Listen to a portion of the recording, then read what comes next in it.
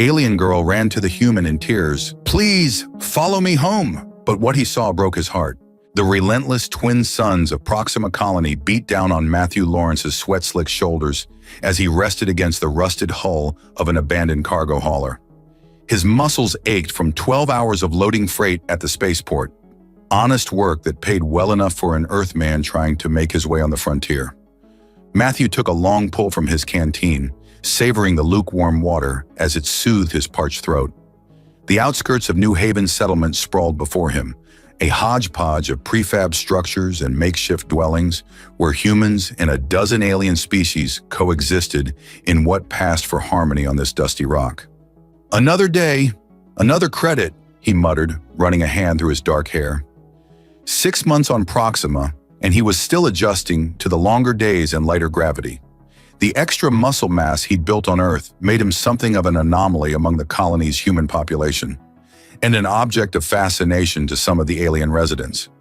The sound of rapid footfalls broke his reverie. Matthew turned to see a small figure racing toward him, kicking up puffs of reddish dust. As the figure drew closer, he recognized it as a young Ellerin girl, no more than 8 or 9 by human reckoning. Her pale lavender skin was smeared with dirt, her delicate white hair tangled and matted. What struck him most were her eyes, large, almond-shaped, and filled with unmistakable terror. "Whoa there," Matthew said, straightening as she skidded to a halt before him. "What's the rush, little one?" The girl's chest heaved with exertion. Tears cut clean tracks through the grime on her face. She reached out with tiny, trembling fingers and clutched at his hand. "Please," she gasped between sobs, her translator pendant flickering as it converted her native language.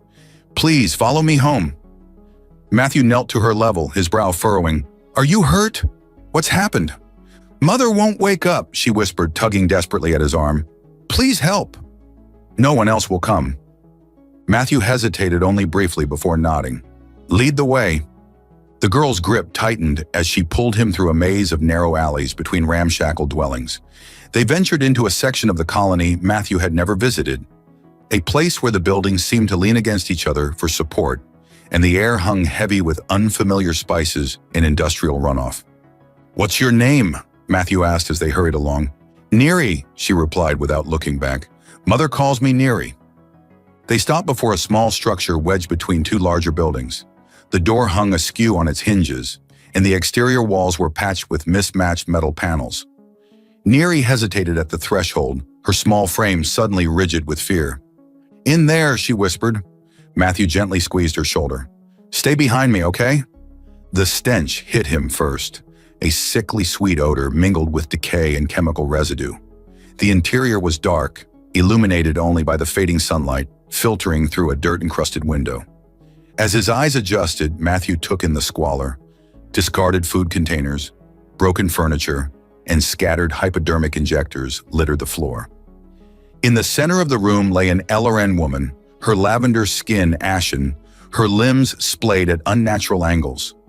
A thin trickle of iridescent fluid had dried at the corner of her mouth. Near her outstretched hand, a crude pipe fashioned from salvaged tech components told the story Matthew had already pieced together. "Damn it," he breathed, checking for a pulse he knew wouldn't be there. The woman's skin was cold, her pupils fixed and dilated. She'd been dead for hours. Neri pushed past him, dropping to her knees beside the body. "Mother?" "I brought help. Please wake up." Matthew's heart constricted painfully in his chest. He'd seen this scene play out on Earth, in the forgotten corners of megacities where synthetic opioids claimed lives by the thousands.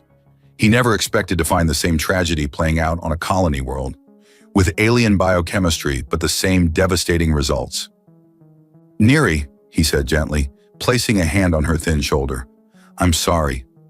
Your mother, she's gone." The girl looked up at him, her large eyes uncomprehending. "But she'll wake up. She always wakes up." "Not this time, little one." Matthew swallowed hard against the lump forming in his throat. Neri's face crumpled. "I tried to help her. I did everything right. I was quiet when she needed quiet. I found food when she forgot." Her voice dropped to a whisper. "I haven't eaten in 3 days." Matthew felt something break inside him, a dam of emotion he'd built since leaving Earth. He gathered the small alien child in his arms, her body frighteningly light against his chest. "It's not your fault," he said fiercely. "None of this is your fault." As Neri sobbed against his shoulder, Matthew surveyed the squalid room, rage and sorrow battling within him. What the hell was he supposed to do now? Colonial authorities would place the girl in some kind of system, likely understaffed and ill-equipped to handle traumatized children, especially non-humans. "I'm hungry," Neri whispered, her voice muffled against his shirt. "Then we'll get you food," Matthew replied without hesitation, "and we'll figure the rest out after that, I promise." He carried her out of that house of death, into the fading light of Proxima's sunset, with no plan beyond his next step, but an unshakable certainty that he wouldn't abandon this child to the indifferent machinery of colonial bureaucracy. Matthew sat across from Neri in a small corner booth of the Stellar Waypoint, a modest diner that catered to the diverse species of Proxima Colony. The establishment's human owner, Mac, had taken one look at the disheveled pair and wordlessly brought over 2 steaming plates without asking for payment. Neri devoured her food with the desperate intensity of the truly hungry. Matthew watched her, his own appetite diminished by the weight of memories pressing against his consciousness. "Slow down a bit," he advised gently. "You'll make yourself sick." The girl paused, lavender cheeks bulging, and nodded before forcing herself to take smaller bites. Her large eyes darted around the diner, taking in the various alien patrons with wary curiosity. "What happens now?" she asked between mouthfuls, her translator pendant converting her soft clicks and trills into standard English. Matthew ran a hand through his hair. "I need to report what happened to the colonial authority. They'll have procedures for—" "No!" Neri's fork clattered to the table.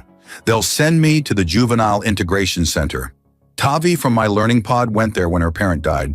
She said the caretakers are mean to Ellerin children." Matthew frowned. "I'm sure they wouldn't. They made her sleep in the cold section because her body temperature was different," Neri insisted, "and they wouldn't let her have proper food. She got sick." The familiar burn of anger kindled in Matthew's chest. He'd seen similar institutional callousness on Earth, had experienced it firsthand after his parents died in the Chicago arcology collapse when he was 11. 3 years in the North American youth rehabilitation system had taught him exactly how little bureaucracies cared about individual children. "Please don't make me go there," Neri whispered, her large eyes glistening. "Finish your food," Matthew said quietly. "We'll figure something out." As Neri returned to her meal, Matthew's mind raced through options. He had a small apartment in the human sector, barely large enough for himself, let alone a child with different biological needs. His savings were modest, his knowledge of Elleran physiology non-existent. But the alternative? "You're in a spot of trouble, aren't you, son?" Matthew looked up to find Max standing beside their table, wiping his hands on a stained apron. The older man's weathered face held no judgment, only a knowing concern. "Just helping out a kid who needs it," Matthew replied cautiously. Mac nodded.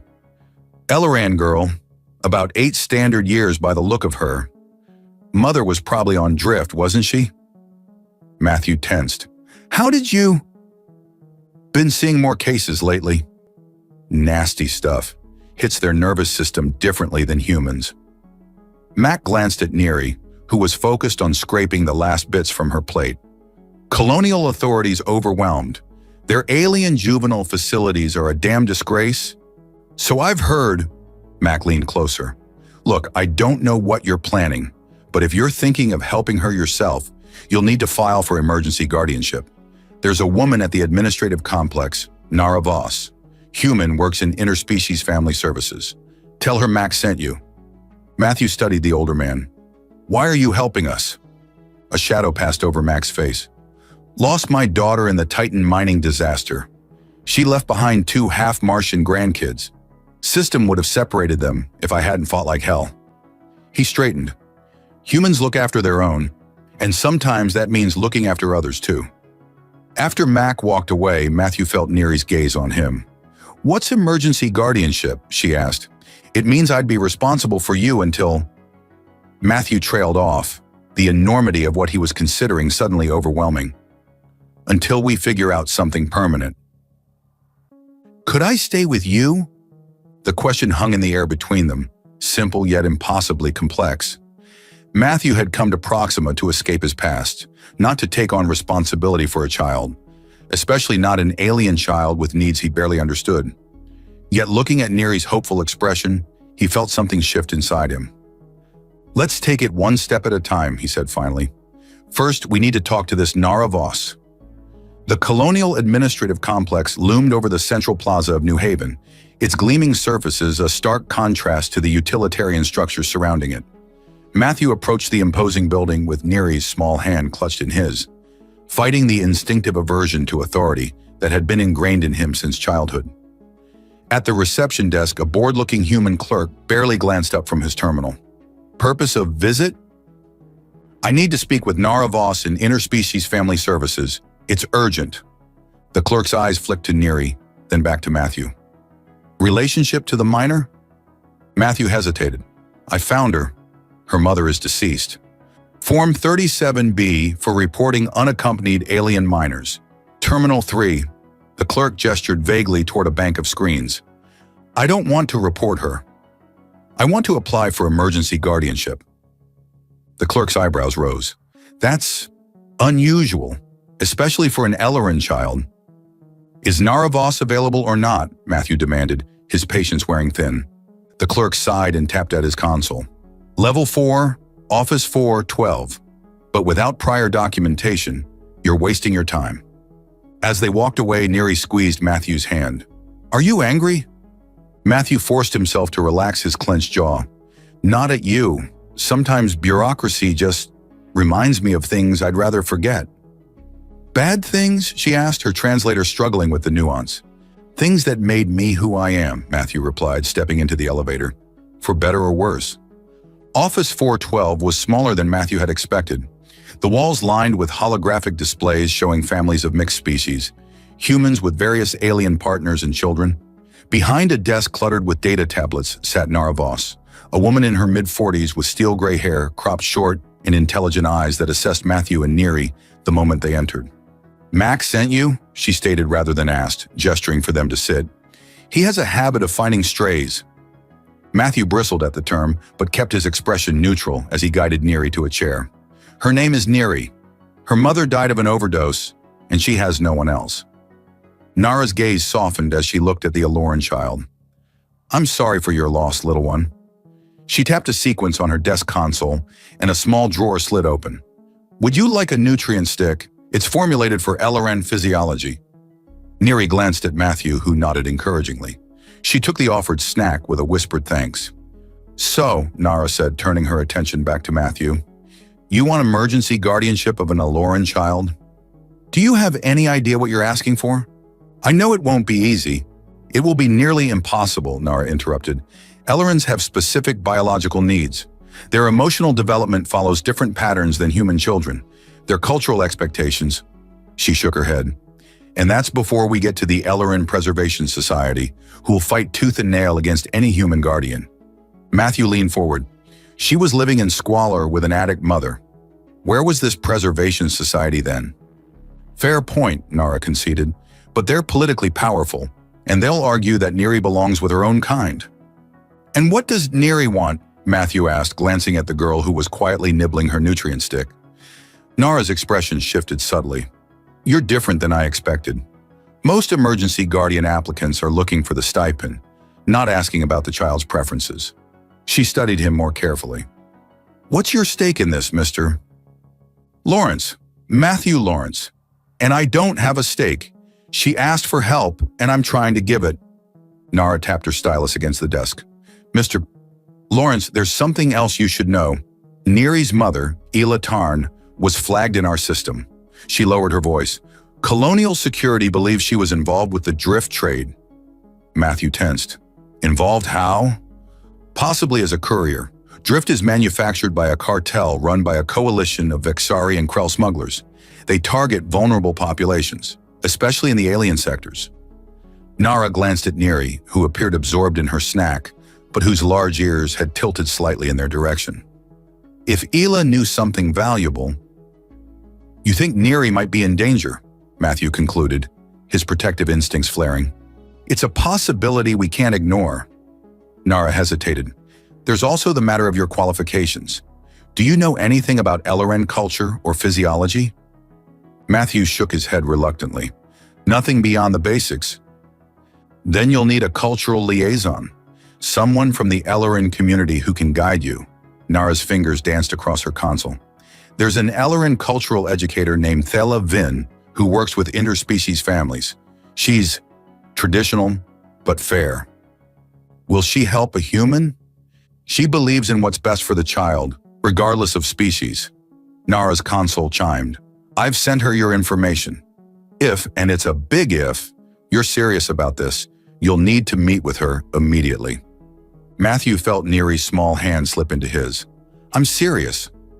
Nara studied them for a long moment before nodding. Then I'll process the emergency application. It gives you 72 hours of provisional guardianship while we assess the situation. She fixed Matthew with a stern look.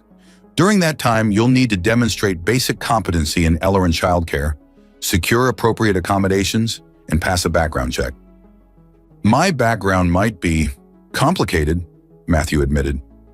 Everyone's is, Nara replied with a hint of a smile. What matters is who you are now. She handed him a data chip. This contains temporary authorization and basic information on Ellerin needs. Thela will contact you within the hour. As they stood to leave, Nara added, one more thing, Mr. Lawrence. If there's any connection between Elatarn and the Drift Cartel, be careful. These aren't people you want attention from. Outside the administrative complex, Matthew felt the weight of his decision settling on his shoulders. Neri looked up at him, her large eyes reflecting the colony's artificial lighting.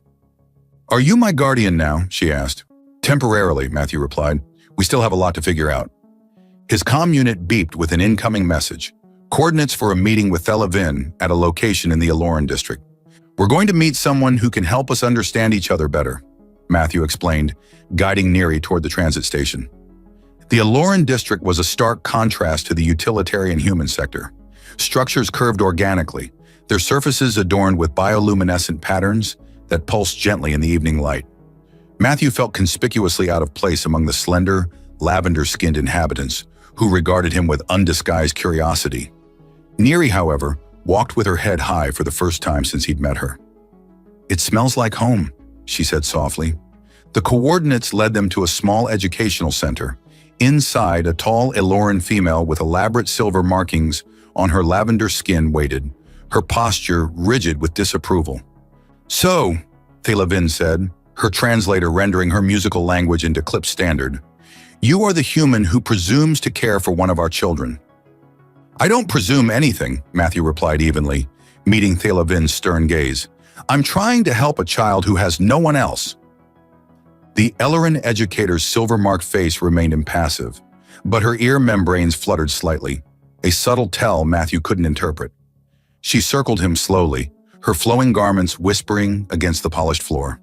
Humans, she said, the word carrying a weight of history, always believe their intentions justify their actions. She knelt to Neri's level, speaking in their native tongue, musical clicks and trills that bypassed the translation devices. Neri responded hesitantly, her small hands making graceful gestures that complemented her speech. The conversation continued for several minutes while Matthew stood awkwardly by, completely excluded from their exchange. Finally, Thela rose. Neri tells me you have been kind, that you promised food and safety when others ignored her. Her large, iridescent eyes narrowed. But kindness alone is insufficient. An Ellerin child has needs a human cannot intuitively understand. Then teach me, Matthew said simply. Thela's head tilted, the gesture accentuating the elegant curve of her neck. It is not so simple as a few lessons, human. Our biology, our cultural imperatives, our spiritual practices, these are the foundation of a child's development. I'm a quick study. Are you? Thela's tone sharpened. Then let us begin. First test. Neri requires sustenance appropriate to her physiology. You have 1 hour to procure a proper Ellerin evening meal without assistance. I will remain with her here. Matthew blinked. You're testing me now? Did you expect a convenient schedule for your cultural education? Thela's mouth curved in what might have been amusement. Parenting offers no such luxury. Recognizing the challenge for what it was, Matthew nodded. 1 hour, proper Ellerin evening meal. Any hints? That would defeat the purpose. Thela gestured toward the door. The clock starts now. Outside, Matthew fought down a surge of frustration. The Aloran district sprawled around him, its organic architecture and unfamiliar signage suddenly intimidating. He had no idea what constituted proper Aloran food, let alone where to find it. Taking a deep breath, he approached an elderly Aloran male arranging bioluminescent plants outside a small shop. "Excuse me," Matthew began. "I need to find appropriate food for an Aloran child's evening meal. Could you direct me?" The elder regarded him with suspicion. Why would a human need such information? "I'm caring for an orphaned girl," Matthew explained, conscious of the minutes ticking by. "It's complicated."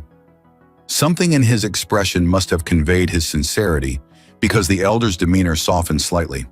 "2 streets east, look for the establishment with azure light patterns. Tell Marin that Paul sent you." Matthew thanked him and hurried through the winding streets, drawing curious stares from Aloran passers-by.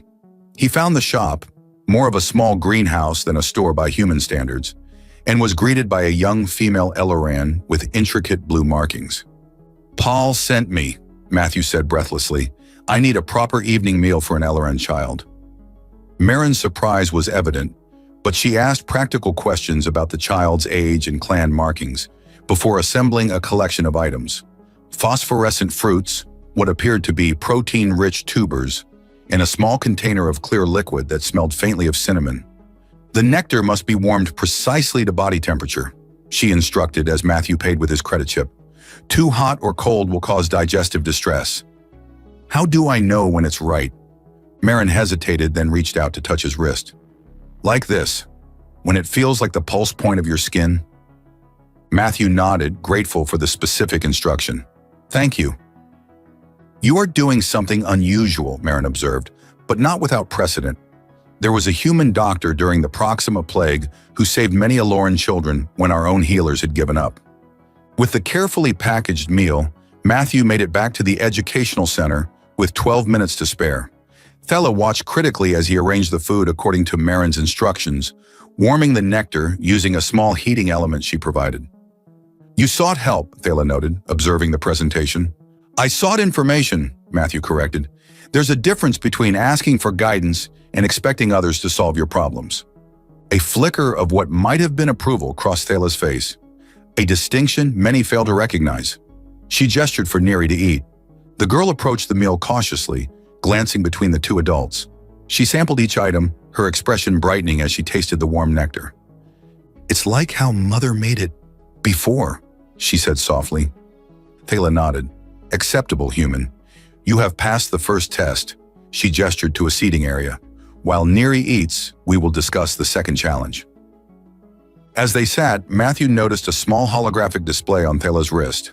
A smiling Aloran man with a human woman, both holding a lavender-skinned child between them.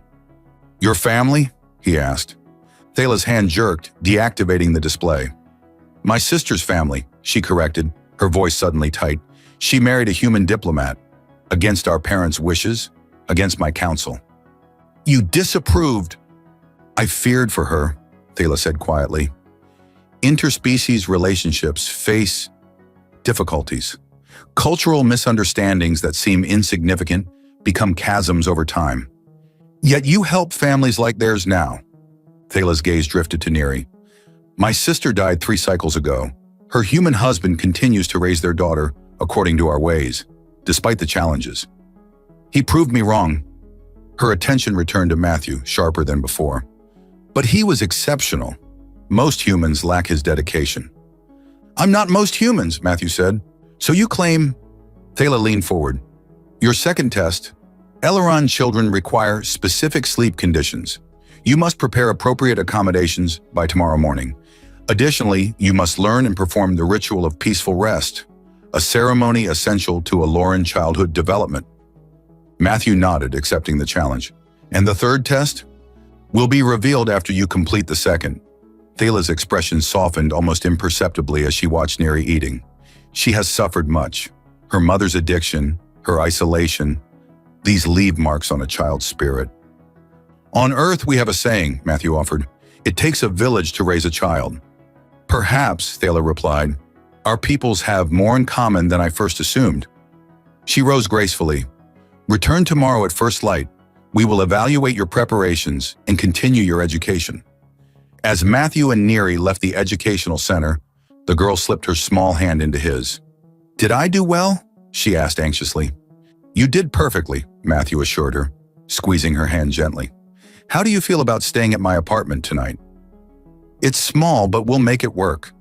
Neri nodded, her large eyes reflecting the bioluminescent lights of her cultural district. Thala says you're trying very hard. She doesn't think you'll succeed, but… She looked up at him with unexpected confidence. I think you will. Matthew's apartment in the human sector was utilitarian at best, a single room with a small kitchen alcove and bathroom. He'd never minded its limitations before, but now, watching Neri take in the sparse furnishings, he saw it through new eyes. It's not much, he admitted, but we'll make it work for tonight. Neri nodded, her large eyes taking in every detail. Where will I sleep? That's our first project, Matthew said, pulling up information on his datapad about Aloran's sleep requirements. According to the files Nara had provided, Alorans required higher humidity and ambient temperature than humans, plus a semi-reclined position due to their unique spinal structure. Matthew improvised, creating a sleeping nest from his spare bedding on the small couch. He adjusted the environmental controls to increase humidity and warmth in that corner of the room, using a small space heater for additional comfort. Is this okay? He asked as Neri tested the arrangement. It's missing the sleep chimes, she said hesitantly, and the bioluminescent night lamp. Matthew frowned. I don't have those. We need to get them, Neri insisted, or I'll have bad dreams. Mother always said the chimes keep the shadow spirits away. Matthew checked the time. Most shops would be closed, but he remembered passing an all-night market near the transit hub that catered to various species. Let's go shopping, he decided. As they left the apartment building, Matthew noticed a figure across the street quickly turn away. A Vexari male with distinctive ridge markings. Something about the alien's posture triggered Matthew's instincts, honed from years of living in Earth's rougher districts. Stay close, he murmured to Neri, taking a deliberately indirect route to the market. The night market buzzed with activity despite the late hour, its stalls illuminated by harsh, artificial lighting.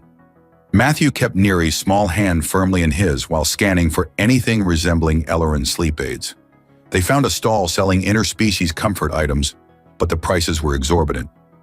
Can I help you find something specific? Matthew turned to find a familiar face. Marin from the food shop, her blue markings glowing softly in the market's harsh light. Marin? What are you doing here? Many Elorans work night shifts at the spaceport, she explained. Our shops adjust accordingly. She knelt to Neri's level. Hello again, little one. Are you settling in with your human guardian? Neri nodded shyly.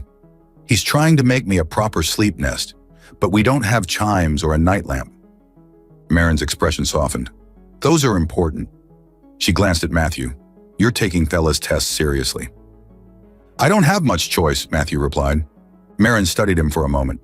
No, I suppose you don't. She straightened. Come with me. These market prices are robbery. She led them to a small shop tucked between larger establishments, its entrance marked only by subtle bioluminescent patterns. Inside, the atmosphere immediately shifted to something more organic and soothing. My personal shop, Marin explained. I specialize in cultural transition items. As she gathered sleep chimes and a small lamp, Matthew noticed a holographic display similar to the one he'd glimpsed on Thala's wrist. You're Thala's niece, he realized, the daughter of her sister and the human diplomat. Marin paused, then nodded. Yes, though Aunt Thala prefers not to discuss it. She handed Neri the lamp, which emitted a gentle blue glow. She took my mother's death very hard. She mentioned your father continues to raise you according to Eloran customs. He does. Marin's expression warmed. He believes honoring both halves of my heritage is important. Aunt Thala didn't think he could do it, but he proved her wrong. She glanced at Matthew. Perhaps you will too. As Marin packaged their purchases, refusing payment despite Matthew's protests, he asked, Any advice for passing Thala's next test? The ritual of peaceful rest is simple in action, but complex in meaning, Marin explained.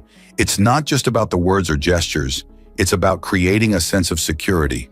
She demonstrated the hand movements, Like this, while reciting the ancestral protection verse. Matthew practiced the motions until Marin nodded in approval. "Thank you," he said sincerely, "for everything." "Humans have a saying about villages raising children," Marin replied with a smile. "Ellerans have a similar belief." Outside, the streets had grown quieter. Matthew remained alert, scanning for the Vexari he'd spotted earlier.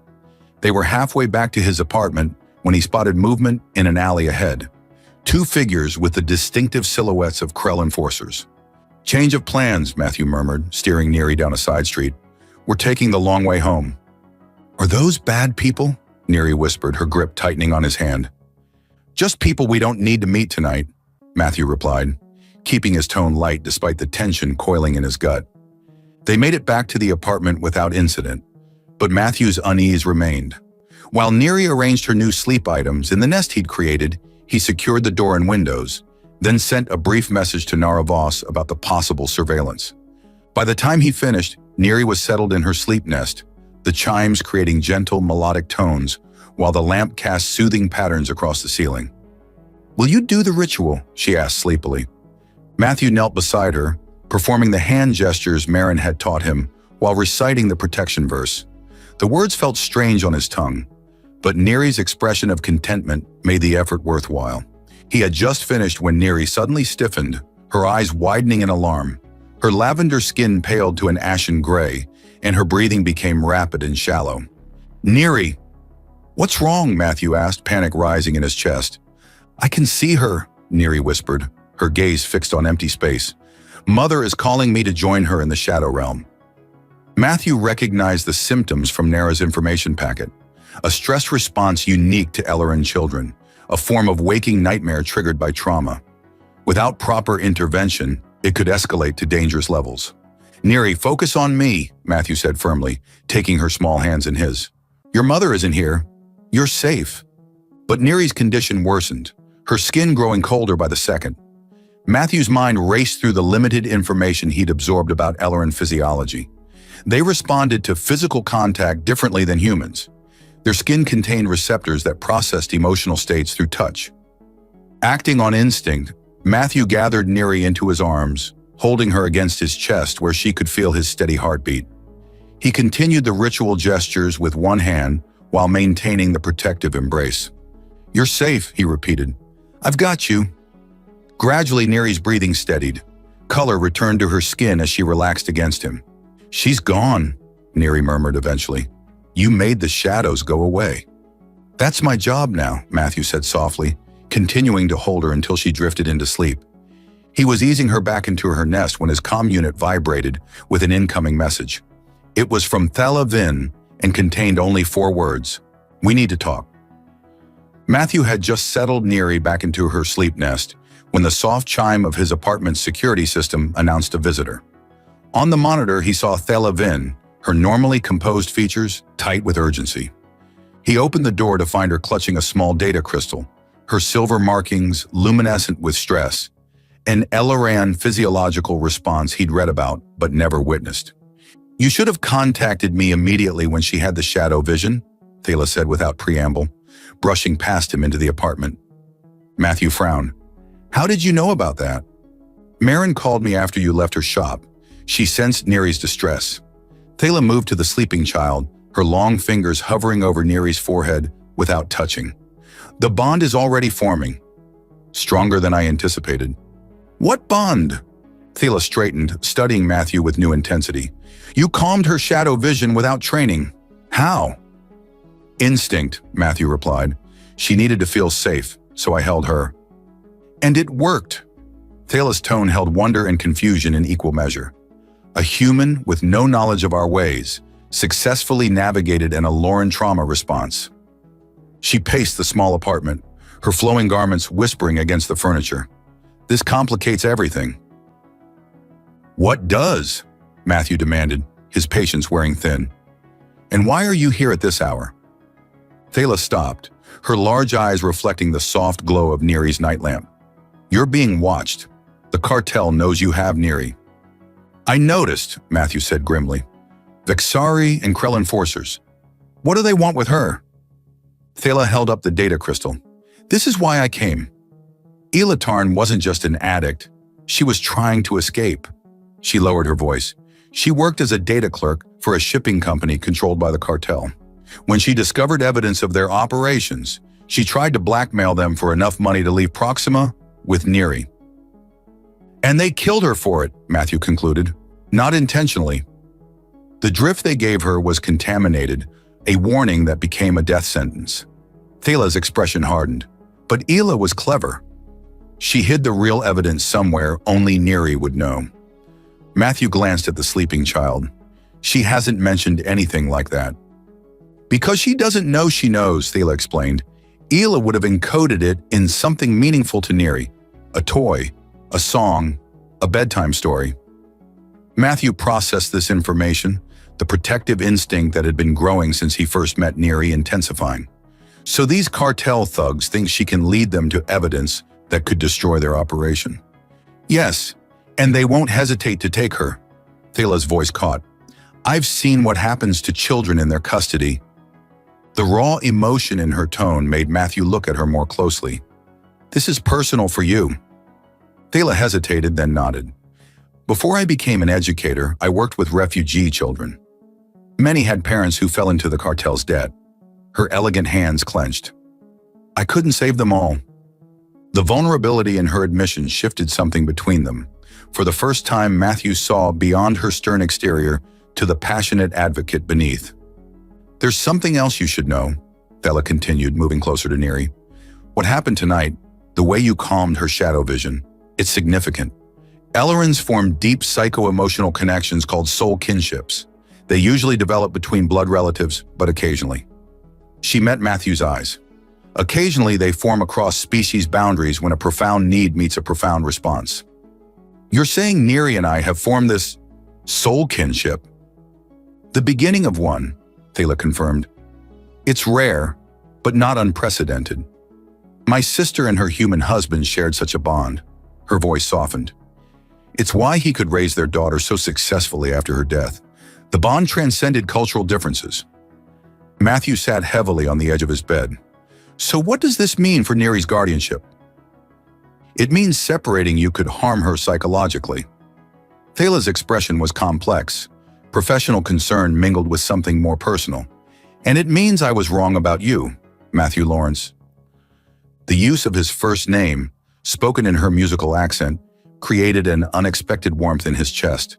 You've passed all my tests, she continued.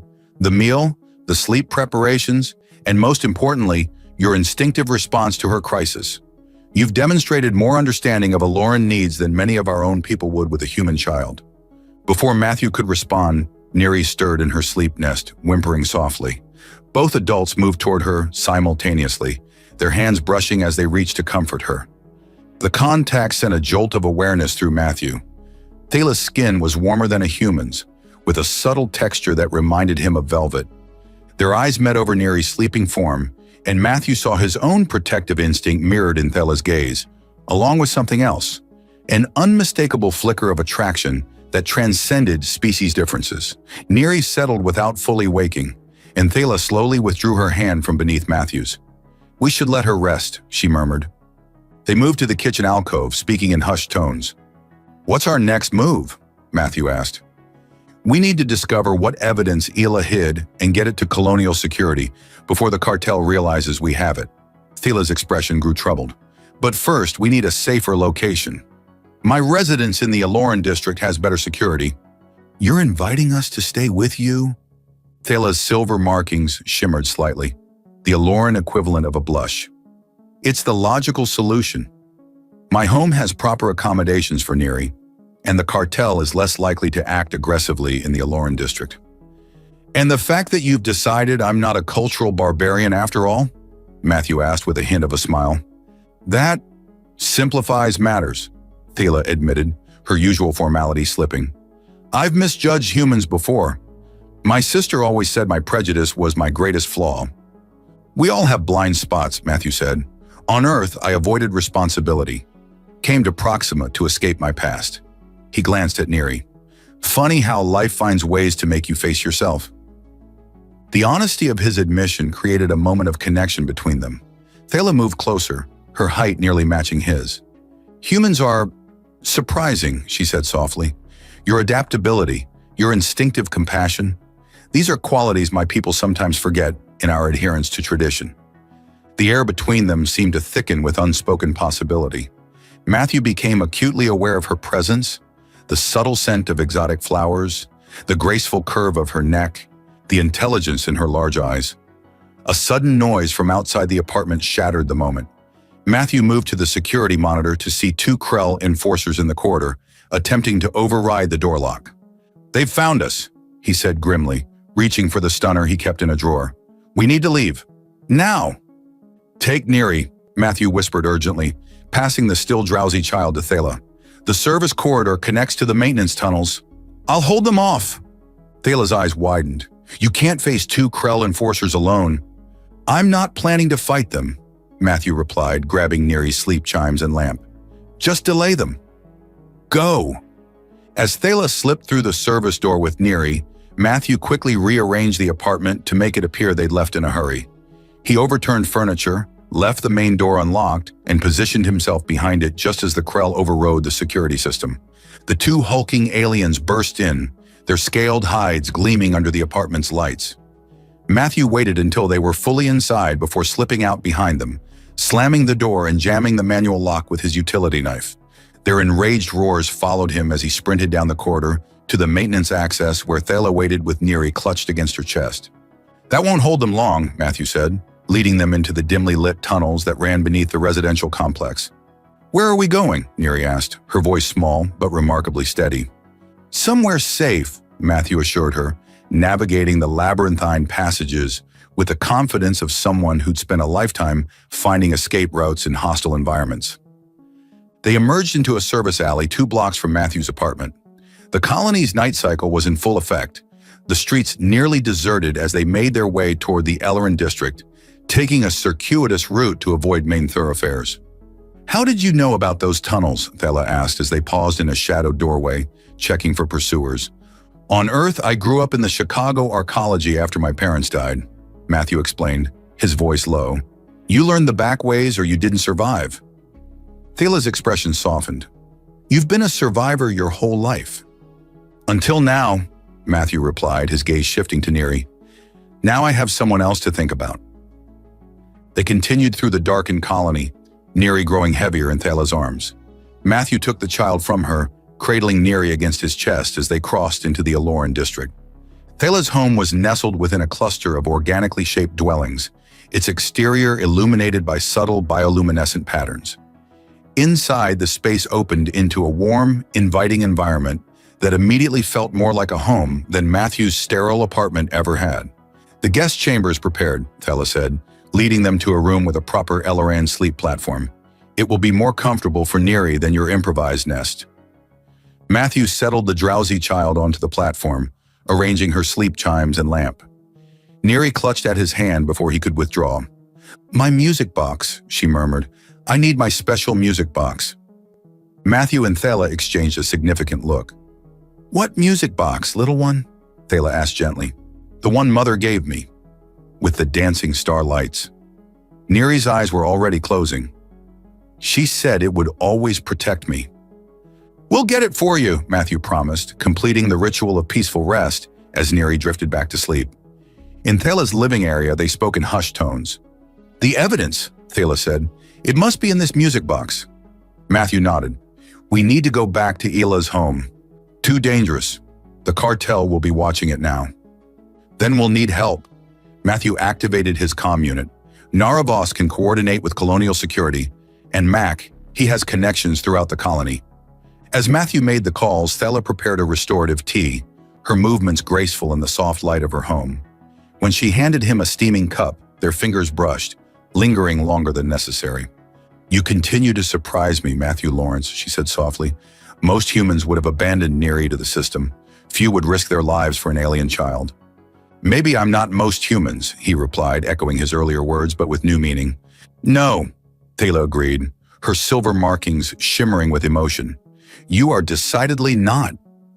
The space between them seemed charged with possibility, but before either could act, Matthew's comm unit chimed.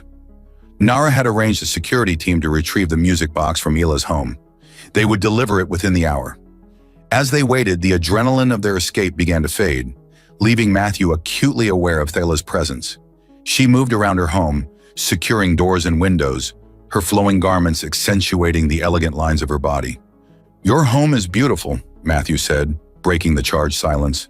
"It's been solitary," Thela replied, her gaze meeting his. "Until now." The admission hung between them, an invitation neither was quite ready to voice. Instead, they spoke of practical matters: Neri's guardianship, the evidence against the cartel, the future they might build together. When the music box arrived, a delicate creation of iridescent shell and metal that projected star-like patterns when opened, they discovered a data crystal hidden in its base, containing shipping manifests and financial records that implicated high-ranking colonial officials in the drift trade. "This will dismantle their entire operation," Thela breathed, examining the files. "Ila's sacrifice won't be in vain." With the evidence secured and transmitted to colonial security, the immediate danger passed. In the quiet aftermath, Matthew found himself standing with Thela on her home's small balcony, overlooking the bioluminescent gardens of the Aloran district. "What happens now?" he asked, watching the play of light across her silver-marked features. "The formal guardianship hearing is in 3 days," Thela replied. "With the soul kinship forming and my endorsement as cultural liaison, there should be no obstacles." "And after that?" Thela turned to face him fully. "Aloran tradition holds that a child's guardians should share a dwelling. For stability," her markings shimmered. "It would be logical for you to remain here. With Neri. With me." The invitation in her words was unmistakable. Matthew stepped closer, drawn by something deeper than physical attraction, a recognition of kindred spirits across the boundaries of species and culture. "Is that what you want?" he asked, his voice low. "What I want," Thela said, her musical accent more pronounced with emotion, "is to explore this unexpected connection between us. Humans call it chemistry, I believe." "Among other things," Matthew murmured, reaching up to trace the silvery markings along her cheekbone. Thela's skin warmed beneath his touch, her pupils dilating in the Aloran expression of desire. "My sister once told me that loving across species boundaries requires courage, that the rewards justify the challenges." "Your sister was wise," Matthew said, drawing her closer. Their first kiss was tentative, an exploration of alien territory for both, but the second was not. Cultural differences melted away as ancient instincts took over, guiding them through the discovery of each other's bodies with wonder and increasing urgency. Later, as they lay entwined in Thela's sleeping chamber, the bioluminescent patterns of her skin casting a gentle glow over them both, Matthew marveled at how quickly life could change. 6 days ago, he had been alone, adrift in the colony with no purpose beyond survival. Now he had a child to protect, a woman to love, and a future brighter than any he could have imagined on Earth. "You're thinking very loudly," Thela murmured against his chest. "Just wondering what Neri will think of all this," Matthew replied, stroking the silken length of her white hair. "She already knows," Thela said with a smile. "Aloran's children are quite perceptive about emotional bonds. She asked me yesterday if you would be my mate, as well as her guardian." Matthew laughed softly. "Smart kid."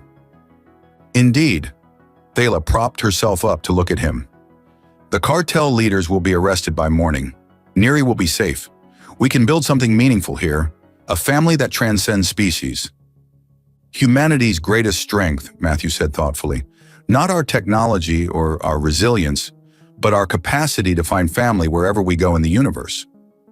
3 months later, Matthew stood in the colonial administrative complex, Neri's small hand in his, Thela at his side. Naravos presented them with the final guardianship documents, making official what their hearts had known since that first desperate day when a frightened alien child had pleaded, "Please, follow me home." "Congratulations," Nara said with a genuine smile. "You've created something special here, a bridge between cultures that others will follow." As they left the complex, Neri skipping between them, Matthew reflected on the strange path that had led him here.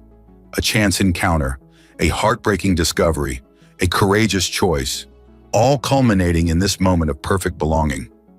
"What are you thinking?" Thela asked, her fingers intertwining with his. Matthew smiled, watching Neri dance ahead of them, her lavender skin glowing with health and happiness. I'm thinking that sometimes the universe knows exactly what our hearts need, even before we do. A very human sentiment, Thala teased. Maybe, Matthew agreed, pulling her close for a kiss that drew curious stares from passers-by. But I think you like that about us.